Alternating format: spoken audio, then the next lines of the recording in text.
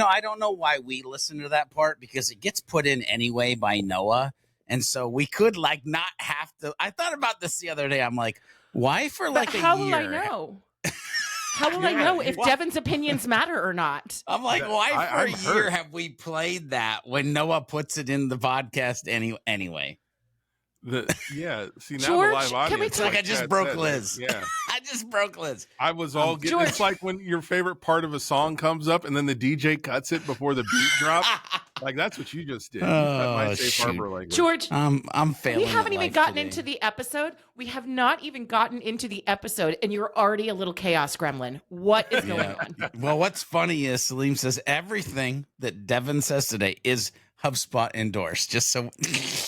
Right. Okay. Especially the nice things you said about me before we started. Not. Yeah, for the record, it's so not.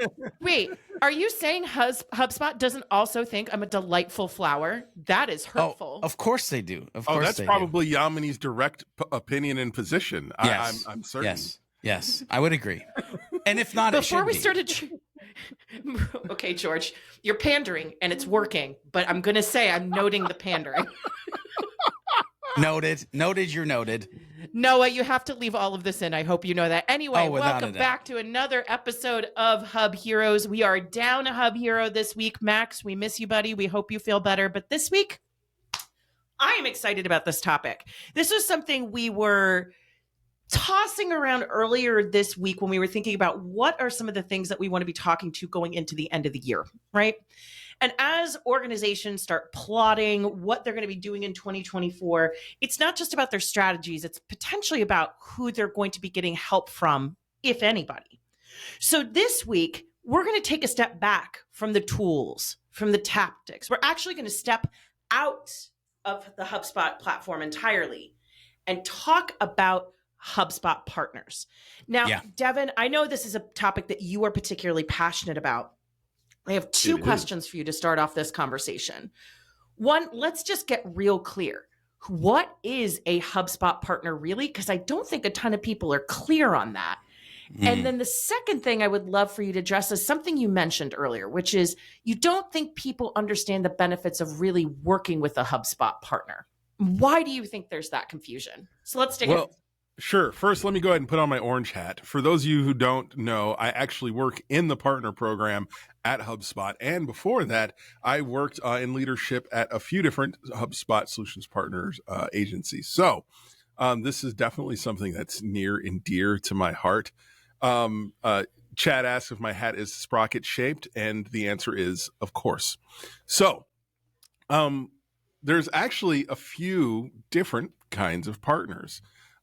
First, you have the solutions providers who they work with HubSpot customers, but not to the extent or frequency that you have the HubSpot solutions partners.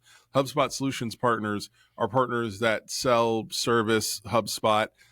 They work with people on generating strategy. They work with people on creating solutions, be they marketing, sales, service, or all of the above. And sometimes they will even work with another kind of partner, which is an app partner. An app partner is a partner that is very technical and will create bespoke technical solutions that will solve a problem. And in some cases, these solutions are so innovative and helpful, they will resell the service in the app marketplace. So the HubSpot partners in general are, to me, and again, this is my personal opinion, the cornerstone of someone being successful using HubSpot. Because like we always say, HubSpot is a tool. It's not a person, and it's only going to work as well as you work it. So Chad did point out, if only Max were here, he could just talk about being an app partner with Happily all day long, as he is the chief evangelist. But being a HubSpot partner is very rewarding because one thing they all have in common is at their core, their goal is to help customers grow better and using the HubSpot platform. Well, let's hope. Let's hope that's at their rainbows core. And sunshines over here. George. No, I hear you. Sunshines. I hear you. But I want people to be careful because First of all, I love all of the definitions that you just gave us. I actually think that that's probably a blog article in the future of what is truly a HubSpot partner and what you need to know. But here's the thing. They're not all the same. They right? are and not. They're not all the same. same. They're not all created equal, unfortunately. Yeah, and here's the thing. What I'll say is hopefully part of this conversation we'll have in the future during this episode is how do you know if it's the right one? Because I'm not even saying when I say that good and bad, which there probably is good partners and there probably are bad partners. I remember in 2013, 2014, where there was only a handful of us and we were all like just marching the cause of like it's a blue ocean and we're all going to help each other. But the more humans you get, the more pockets of interesting places start to occur in the ecosystem. So let's not even talk about good and bad, though. Let's talk about right fit, wrong fit, and what you might want to be asking yourself if you are entertaining the idea of bringing on one of these types of partners for something that you're trying to do in HubSpot. So again, we'll just assume positive intent that everybody's amazing. Okay. Well, first of all, hot takes coming off the line early. Yeah. Can I just drop a stat here? Ooh. That I seem to. Yeah, I am. Not it might be a first. It might be a first. We're dropping a stat. I am on a live stat drop, guys. But customers that work with partners after 1 year, as opposed to working solo, they have 43% more deals created, 64% greater increase than the Marketing Hub alone. They have 64% more deals closed, 68% greater increase than with Sales Hub alone, 119% increase in close rate, and 13% increase in. Oh wait, hold on. Am I reading the right stat? Sorry, Noah, you might have to cut this. I'm reading from the yeah, no, I think that's right. Dang it. Sorry. Now I'm sitting on the edge of my seat. Live stat work is important work. What was the increase in revenue? No, you know what it is? I'm reading the wrong stat. That's for customers who put their Marketing and Sales Hub together. I'm sorry. Well, I love that stat. First of all, see, I was looking right at the platform or the solutions partner stat, and then it went away because I moved the monitor so I can read it to you guys better. So yeah, ignore all that. Let me find my actual stat. Let's get the real stat. Although, while you're finding them, dare I say that little chunk of information. And if you're sitting here listening to this and you only, you might not be hearing this because we might take it out or we might leave it in because honestly. Take it out. Please take it out. Okay, we're going to take it out so that I'm not going to say anything. Well, all right. We have a live audience. They're curious. Well, we do. Well, okay. Gentlemen, so for the live audience. Gentlemen. For the live audience. Hang on. For the live audience, if you're sitting here listening to this and you're like, I only have marketing or I only have sales, and you're wondering if you should have marketing and sales combined, obviously those stats were a sure sign of holy crap, yes. Okay, I'm going to shut up. Okay, this is where Noah's going to edit in Devin's stuff. Yeah, and the real stats are actually better. So here we go. Noah, this is where we're coming in. So I actually have some stats about working with solutions partners. Customers are likely to see 38% more inbound leads, 141% more deals created, and 91% more deals closed when they're working with a solutions partner. I feel like I need to get a partner. Jeez, out. It's like that thing. I need an adult. No, I need another adult, preferably one that's a HubSpot partner.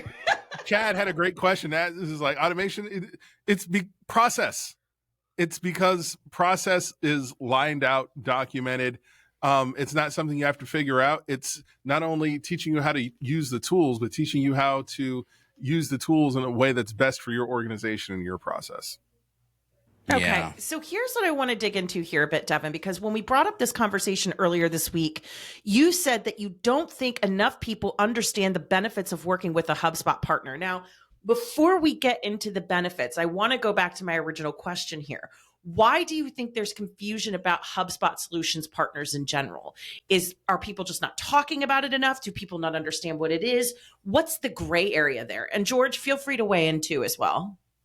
Yeah, I think one of the things that I've run into with people when we're talking about partners, one, unfortunately, some people get a bad taste in their mouth after having a bad experience. But that's not just exclusive to HubSpot. That's just with working with an agency in general, regardless of the flavor. They will work with someone who promises the moon and delivers nothing. And so if they meet a partner, like even if they had been working outside the HubSpot ecosystem, come into the HubSpot ecosystem, working with a partner in general can be a bit scary. Another thing is that there are different ways that partners can work with you. And people don't always understand that. Like they think, oh, we're just hiring them to do our social media. We're just hiring them to do our Facebook. You can literally just hire them to write out a strategy for you and walk away. Like these people can just say, hey, here's what you need to do. Here's how you need to do it. Okay, see you later. You can keep them on to not only give you the strategy, but to help you execute on it. They can help you. And again, we're not just talking about marketing. Talking about sales process, automating your pipeline, growing your pipeline, helping you calculate your pipeline metrics and help you analyze where you need to apply force in your flywheel. All of these things are things that partners can do working with you. And it's these people don't understand that there are a lot of problems that can be solved in an organization by working with an outside consultant. And HubSpot Solutions Partners, if HubSpot is the cornerstone or at the center of your tech stack, then you should definitely call in somebody, even just to evaluate how you're using it and make suggestions on how to improve. Yeah. So there's a couple things that I want to pick in there that Devin just said, and kind of yes and to a couple of them. First of all, the bad taste in your mouth and therefore being turned off on partners is a real fact, to the point where historically I've literally had HubSpot employees say to accounts that we're going to churn, at least let's give you a shot with George B. Thomas and see what happens. And I've been able to take those accounts and turn them around and then be fans of the tool because of getting them into a better place, getting them educated, getting them moved in the right direction. So Devin, yes, there are agencies out there that, and to maybe no fault of their own, right? Like you've got great leaders that have scaled or grown too fast, maybe out of necessity, that processes get lost, new people are hired, and so they don't get like what they thought they were going to get in the process of getting what they're trying to get. Now, more importantly than that, there's another phenomenon that's kind of happened. Is that when the HubSpot partner ecosystem was created, it was really HubSpot Marketing Hub. And so therefore it created a lot of HubSpot marketing agencies. And so my fear is that when somebody hears the word HubSpot partner, they go, oh yeah, them marketing agencies. And here's the fun thing is if you look at what most partners did is they went from being a marketing agency to a marketing and sales agency, and then to a marketing, sales, and service agency, and then to a RevOps agency. And like they tried to grow the agency to what the actual HubSpot platform created, which is okay if that's who you are and what you can do, and you have the ability to do that. But let's be honest. Some of you who originally created marketing HubSpot partner agencies because that's all there was, were actually dope salespeople. That when the sales tool came to fruition, you should have just transitioned into we're a HubSpot Sales Hub partner agency. We're a Service Hub partner agency. You see, at one date, niching down meant that you were just going to be a HubSpot partner. But we live in a day with a whole massive butt ton of partners where now it's like you could niche down into a hub and still make a great living. Still provide a better service because now you are more targeted in what it is that you're actually going to do. Now, that might sound like terrible to some of you out there, but you have to ask yourself, have you created, and I'm talking less to the customer that might be listening to this and more to the partner that might be listening to this, have you created a system of chaos because you've tried to collide 3 or 4 universes into one instead of just creating the most dope universe, singular, that you could? Okay. And that's something to think about in 2024 and beyond from the partner side of it. From the customer side of it, unpack everything that I just said and ask yourself, because I don't know if they necessarily do this at a deep enough level. What is it that you truly need? The default answer is going to be, I need website traffic. I need more conversions. I need more deals closed because we need to prove ROI on everything we're trying to do. Is that really what you need? Or are there underlying factors that need fixed and changed to enable those things that you think you need to happen? So from the customer's perspective, think about, do I need somebody that is tougher in sales or tougher in marketing? Or do I need that agency that is from tip to top, RevOps focused, friction, force, all the words that they're going to use when you get to their website, downstream, upstream? Like, is that the partner agency you need? Who do you really need? Bam. And real quick before I continue, I just wanted to point out, I got a notification on my phone that said the Chicken Run sequel is now on Netflix. Just needed to let somebody know. Oh, end the show. Let's go watch.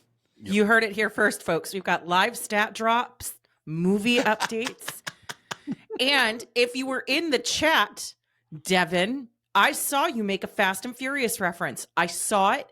It happened. Go. You made it on. He made it unironically, George. He made a Too Fast, Too Furious just joke. For you, Liz. That was for you. I wouldn't do that for anyone else. I love it. I love it.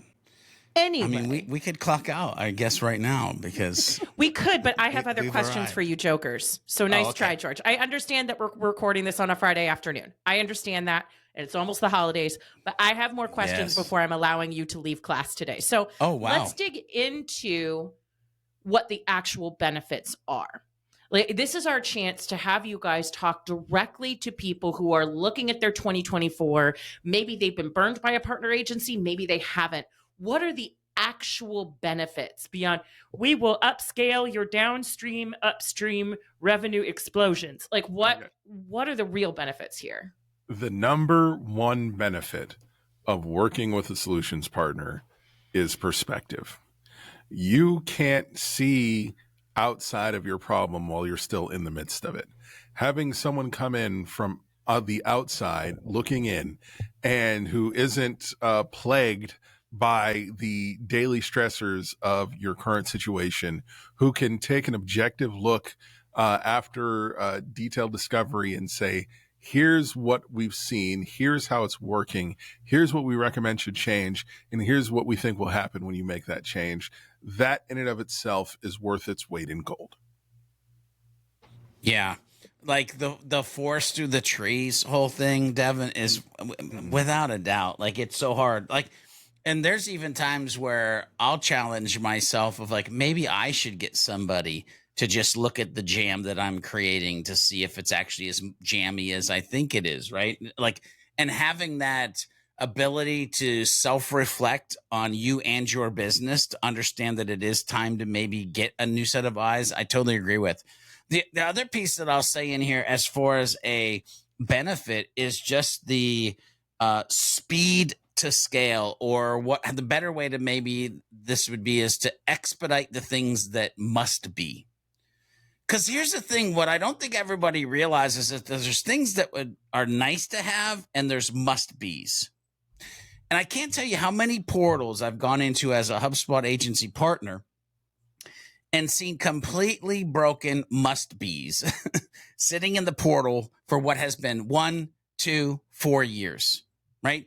Most mere mortal humans don't understand blog subscription and subscription types, and don't understand even how to get the right email created that creates the right form so that the subscription system actually works in the proper way that it should work.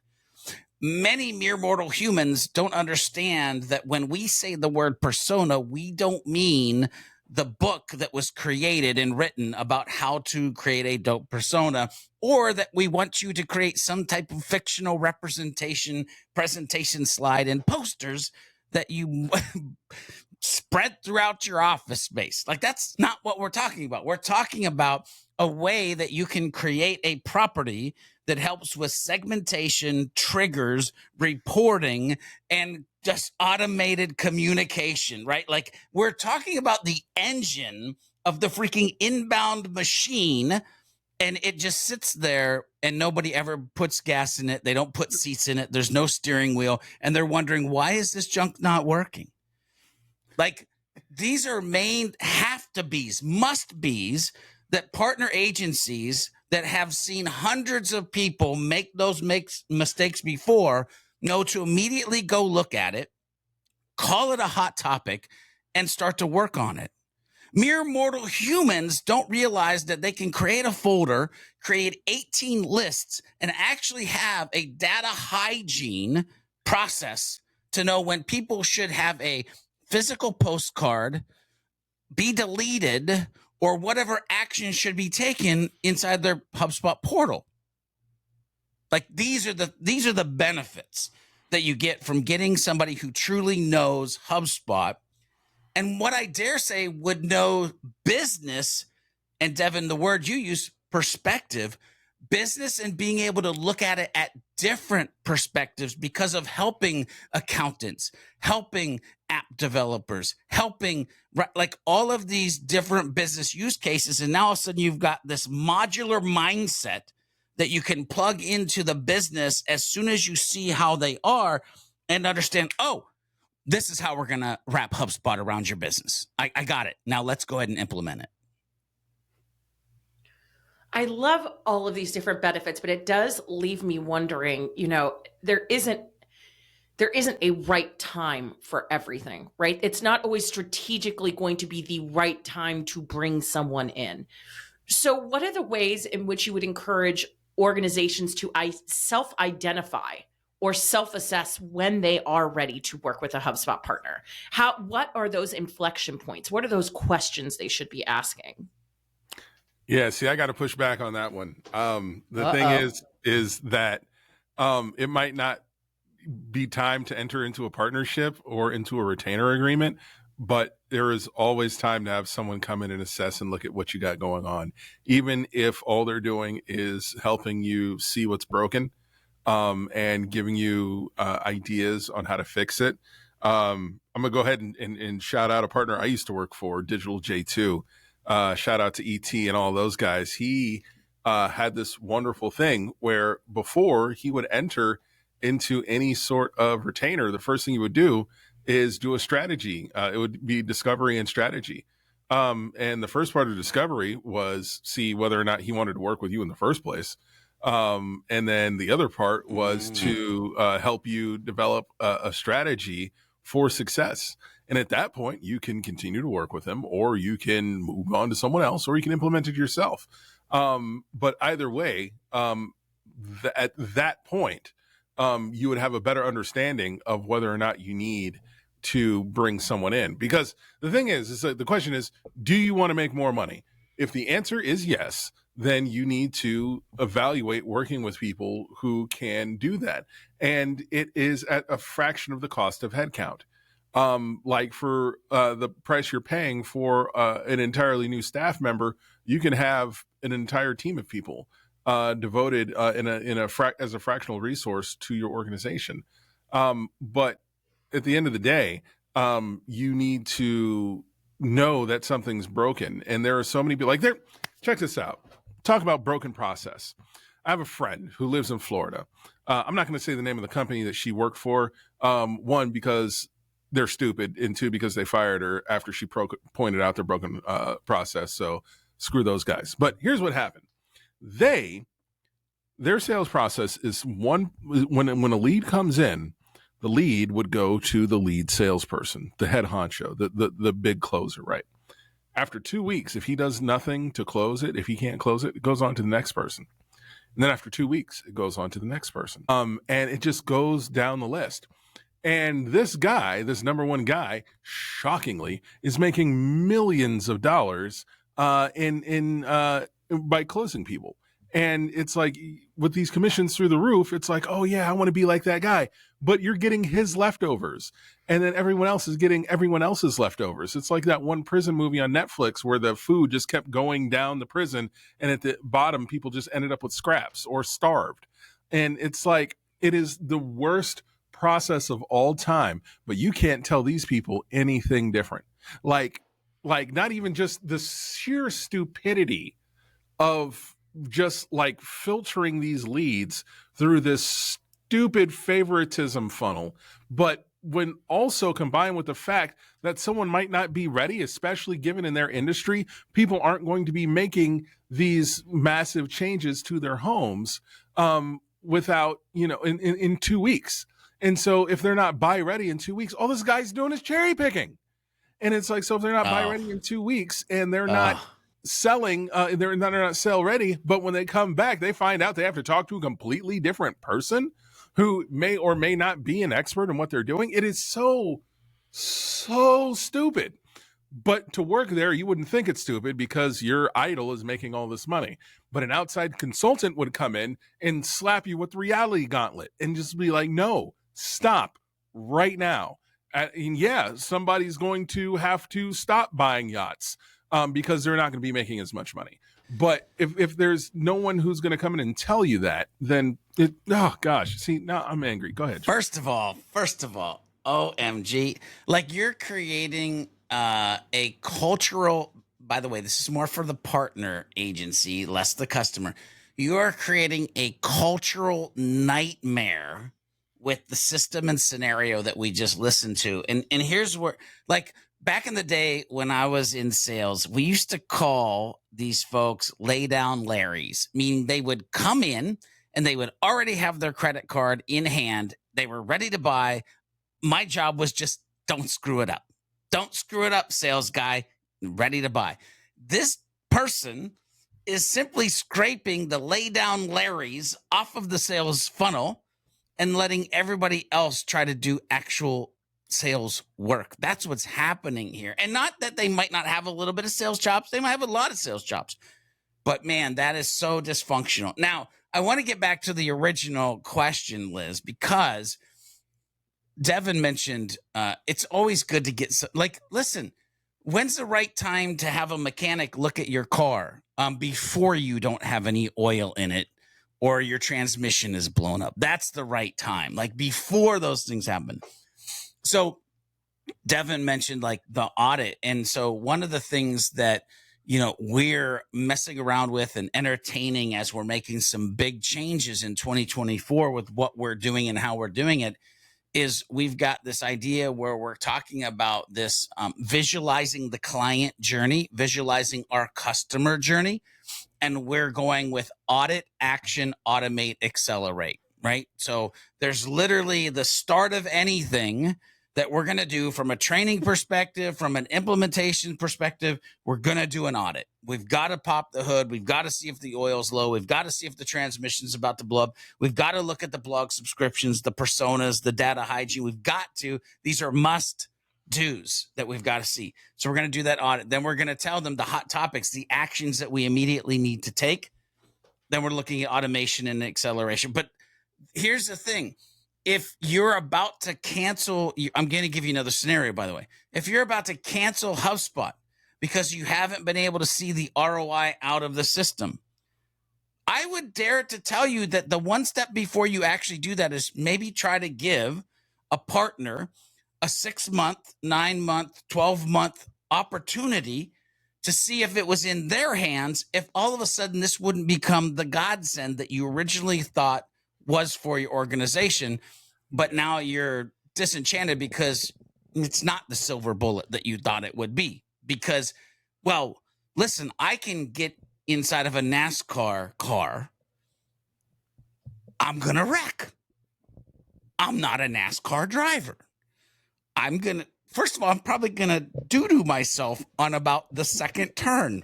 because I've never done this before. And there are a lot of business owners, C-suites, marketing and sales folks that are too proud to say that they're in turn 2 or 3, and they're sort of kind of, with HubSpot, by the way, and they're kind of doo-dooing themselves because they've never done this before. They've never built the sales pipeline with deal stages. They've never customized custom contact and company and deal records. They've never, and by the way, they've never even really thought about taking the time from their weekend to dive into the HubSpot Academy, because they don't necessarily really have a growth mindset, because they're not really owners. They're maybe more employee mindset. Like, there's just a whole lot of psychological human shit that gets in the way. Pardon me, I don't mean to swear. I usually don't do that on the podcast. But there's just, listen, there's just humans that sometimes get in the way of the success that you could get with a platform, because you never get the process put quite in the way it should be put in. And a partner can make sure that that's happening. I have to ask a follow-up question here, George, and I know it's something you and I have been on the receiving end of, because you and I have been in the agency space now for over a decade. And Devin also has that experience as well, is that I've seen organizations go to partners as a last-ditch resort, but they're like, we need to make something happen in 90 days or we're out. Right. Is that too short of a runway? Absolutely. It's a very short runway. And usually, here's what I would do. And I don't agree, or I don't disagree, with Devin's absolutely. It's not too short of a runway to at least get some quick wins, or more importantly, to paint a picture of how broke their ish was. And therefore, because they realized their ish was broken, them to extrapolate more time for us to actually try to do what they're trying to do. That's really the thing. If they come at us like that, it's like, let me show you why you need to give us more time, not let me go ahead and try to do it in the time that you just gave me. Yeah. But it is too This short. is where I feel like we need to have an episode in future at some point that's just to HubSpot partner agencies, because the double-edged sword of that is that when you are a customer who really leans on the quick wins as what you're defining as success right out of the gate, that will make your HubSpot partner agency mostly focused on getting you quick wins instead of establishing the long-term foundation you need for inbound success. So it's a really dicey thing. It makes me anxious whenever I hear folks talking about like, well, we need to see something immediately or we're out. You know what I mean? But anyway, moving right along, I would also want to know from you guys, how do you know which HubSpot partner is right for you? Because Devin, at the top of this, you were saying, that HubSpot partners come on all sizes, shapes, colors. How do I know who I should be working with? That's a tough one. So the first stop, of course, is the solutions directory and reading reviews, doing interviews, talking to people, asking for quotes, and just getting to know people. If they know your industry, they've worked with people into your industry, great. If you can get references, that's great. But it's like hiring somebody for a job. I mean, there's a lot of people out there that can do the job, and it's about finding the one that can do it the best. And finding people who are specifically familiar with what it is that your problem is. And this is my personal hot take. If you find somebody who's willing to work with someone else, who is willing to bring in, like if you have a complex issue, and they don't have to be experts with all aspects of your issue, but are willing to partner with other people who are. Like, my favorites are the solutions partners who can work with an app partner to develop a bespoke solution to solve a complex problem. Those ones are my favorite. But as far as determining which one is right for you, it's an interview process. Yeah. And I think we can go a little bit deeper than that. Like, I do agree with you, Devin. You get to that interview process. And by the way, you can Google search this, and you'll find that Smart partner agencies probably have blog articles that talk about these things or this topic. But at the end of the day, when you're doing those interviews, when you're going through this process, you need to think about a couple things. One is experience and expertise. How long have they been using HubSpot, and what expertise do they have pertaining to the problems, hurdles, or aspirations that I'm trying to get to? The other one, when you're going through those interview processes, you have to sit back and ask yourself, customer, do I feel like they got it? When I say got it, do I feel like they truly understand my business? Because if I've explained my business in the discovery call, in this interview, and they look like a deer with the headlights right on them, that might not be a good fit. Also, I would look at what is their strategic approach, right? Are you a Donald Miller fan and Story Brand? Are you a Marcus Sheridan fan and Talia, they ask you answer? Do they even know about those strategies? Do they implement those strategies? What strategy? Are they still doing the old school 12 blog articles, a pillar page, and 3 CTAs for $7,000 a month? Because that'll get you going. Or are they flexible and actually can pivot and transition? Do they offer any level of service and support, or what does that look like? Listen, last week we talked about help desk. Moving forward, I would ask them, do you have a help desk? What channels are attached to it? Is there a way for me to easily book a meeting as a customer? How quickly can I get a ticket created that you can fix my ish? Where are they at with that? Or are they oh yeah, you can Slack us or you can send us an email? How mature in the service and support area are they? Do they have case studies? The amount of HubSpot partner agencies that you go to their website and you might not be able to find case studies might actually shock you when you start to search for this. But what I'm saying is, are they getting results? Are they reporting those results? Or are they sharing those results? I would also see if you like the freaking human. Do you like communicating with the person during the interview? Does it feel like it's somebody that you actually even care about collaborating with? Because sometimes you have to have that human element where you just listen, my wife has said, you don't have clients. You have people that get on calls and they like to pay you money. That's what you have, because there's the human element. There's the collaboration, the communication, right? Here's the other thing. Are they still doing old school-ish, or are they super innovative and are they able to adapt with things that change? Because listen, in marketing and sales, stuff changes. Are they talking about Meta? Are they talking about TikTok? Are they talking about AI? Have they created, and I can't even believe I'm saying this, have they created an AI policy yet for the fact that they're going to be using AI to actually do some of your work for you? I said this in a Facebook post earlier in the week, and somebody said policy ? I was like, oh God, we got to do some catching up for some folks. Man, pricing. Are they in your price? Are they in your pricing tier? Are they a cultural fit? Are they hilariously below your pricing tier? Oh my God. Be careful of that. Be careful. So those are some things that you should be thinking about, questions that you might ask along the way in those big buckets that I just shared. My goodness, man. You're right on my couch. I was talking to this one guy this morning, who was talking about the agency that he's working with. He's not a HubSpot customer, but he was talking about they're doing blog posts and they're going to be doing extra small type in order to sneak in keywords. And I'm like, are you kidding me? What is this, 2004? I'm twitching. Okay. I'm twitching right now. Devin, feel free to put them in touch with me so I can just stare at them for an hour. And then send me the name of the agency so that I can then stare at them for 2 hours until they stop doing that. Now, I was like, I am offended. As our resident content therapist, I am offended. I am aghast. I was shocked. I cannot. I wasn't just shocked. I was shook. I couldn't, when those words were brought up and the tactics were brought up, I could not. I could not. I don't even know where to go from here. Right. I'm right. George, I'm emotionally. I don't. People say such stupid things with confidence. Oh my gosh. How does it feel to be so wrong about so many things all at once to that unknown agency? Are you for real right now? Are you okay? Moving on. You know what?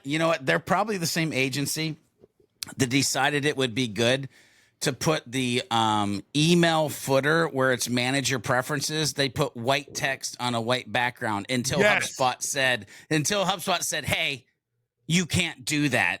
Oh my because gosh. it literally will yell at you now. But it's probably that agency. Oh my gosh. I don't. This is why we can't have nice things. Facts. This is why we can't have nice things. Okay. All right, Liz, get back to your outline. Outline is truth. Outline is safe. When is it not the right time to work with a HubSpot partner? I know earlier you guys doubled down and said it's always a good time, but there have to be some exceptions. There has to be a time where it's smarter to pump the brakes before you make a decision. Yeah. So I'll go first, Devin, because I'm going to say something that I don't know how many people would actually say. And then you can follow up on this. Look, I'm going to tell you right now, if working with me as a partner agency or working with another partner agency even gets you in the mindset of it might be the financial stone that is going to bankrupt the company, it is not time to tag in a partner. I don't want that on my conscience. I know other partner agency owners don't want that on their conscience. Like, that means if you're at that point, it is time to triple down in HubSpot Academy, triple down in lynda.com, triple down in the amount of hustle in a healthy way, hustle that you're putting towards your business, and get it to the point where it can drive the amount of revenue needed to hire the talent that's going to be able to then take you to the next phase, not necessarily the first phase. Now, if you're flush with cash, you're a startup and you've gone through, a couple series and you got a couple milli just burning a hole in your pocket, right time, right? Totally me. Yeah, oh, yeah. On. So that's that I say. I don't ever want to have a client that like we bankrupted them. That's just, no, don't want to be part of it. Yeah, that's all I got. Devin. I can't, that's all I can, I got nothing. Like, unless you literally cannot afford it. And like if you're broke, then you're broke.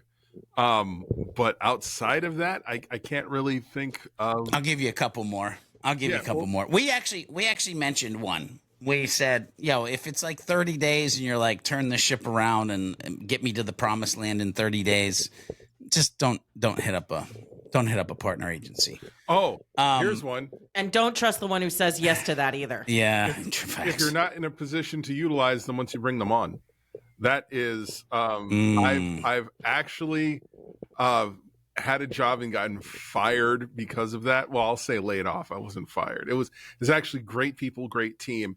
The thing is I wrote this massive, like it was like this 9-page document on what I think our strategy should be.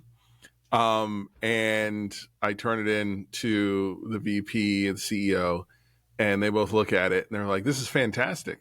The only problem is that we don't have the infrastructure to support what it is that you're trying to do because we are firing our salespeople. And it was like, wow, okay. And they're like, well, and then unfortunately, you clearly are a genius and you know this stuff, but we can't afford to have you on and not doing what it is that we know you can do. So we got to let you go too. And it's like, that actually makes sense. Yeah. Because it was just they're in a situation where I have this plan and they can't implement it because they don't do it. They can't do it. Or if you're in the wonderful problem to have when you're are in a position where you'll have to scale quickly and you don't have the infrastructure organizational operation to scale quickly. And you need to rebuild internally first before you can think about expanding and growing. Those are other situations. Yeah, let's check a couple off the list real quick. If you go to my About page on the George B. Thomas website, you will see that there is one rule only to rule them all. No douchebags allowed. If you are a narcissistic, butthead, hard-headed, just keep on listing those words, then just keep on, ease on down the road, because this probably is not the place, or any other partner agency that isn't the place for you. And I have to call out, and was going to state, but Salim in the chat pane, yes, we have live listeners and watchers. You could be one of those too. Head over to community.hubheroes.com. See what I did there? Anyway, here's the deal. If you are a know-it-all and not a learn-it-all, having a healthy relationship with an agency partner is going to be very difficult. Say that one more time for me, George. If you are a know-it-all instead of a learn-it-all, the relationship with a HubSpot agency partner is going to be difficult. We are going to give you strategies. We are going to push you out of your comfort zone, because where does true growth in life itself come from? In discomfort, in challenges. And so if you know you have the right agency partner, you've realized that they're not an order taker, but they're a drill sergeant pushing you to your best. I love that. All right, guys. Last question of the day. What should organizations be asking themselves before they decide to work with a HubSpot partner? Are we using HubSpot? Gosh, I hope so. That would be really awesome. If you're using HubSpot, it's like, are we using HubSpot? Do we have a HubSpot expert on staff who is not just a HubSpot marketing expert, but actual, HubSpot admin, a HubSpot architect, someone who knows the system and has the expertise to build the processes that will allow us to effectively use the system in order to grow? If you don't have a unicorn working for you, then you need a partner. Yeah, it's funny. I'm gonna double down on the unicorn piece. Real facts. You need to see if it makes sense to just hire the talent within. This might be a very unpopular position that I'm gonna throw out there.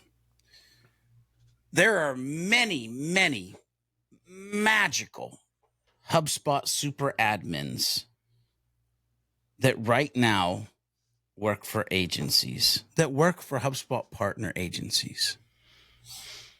There are many, many, many HubSpot partner agencies that unfortunately may have a toxic environment, which means there are many, many, many HubSpot super admins that, if offered an in-house job where they didn't have to manage 17 clients, weren't worried about the politics of it all, and could get a fair wage, might actually say, this unicorn, this stallion, if you will, has found a new barn to relax in, to work in, right? So like I want the customer side of this to realize that the talent is out there, and there are places that the talent could be pulled from.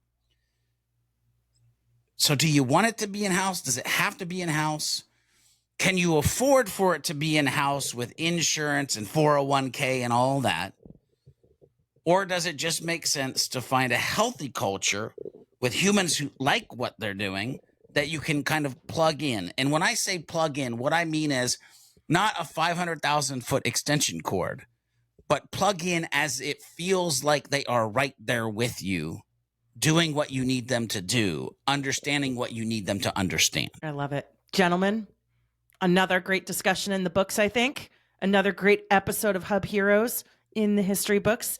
Ladies, gentlemen, HubSpotters listening out there, don't forget, you can join us each week. George already mentioned this. You can watch us live. Go to community.hubheroes.com to learn how. And if you love us, leave us a review on your preferred podcast platform of choice. Helps us get found, helps us know you love us, and we all love affirmation. But George, Devin, until next week. Yeah. I'll let you know next week how much hate mail I get from partner agencies. Yo, I'm very excited.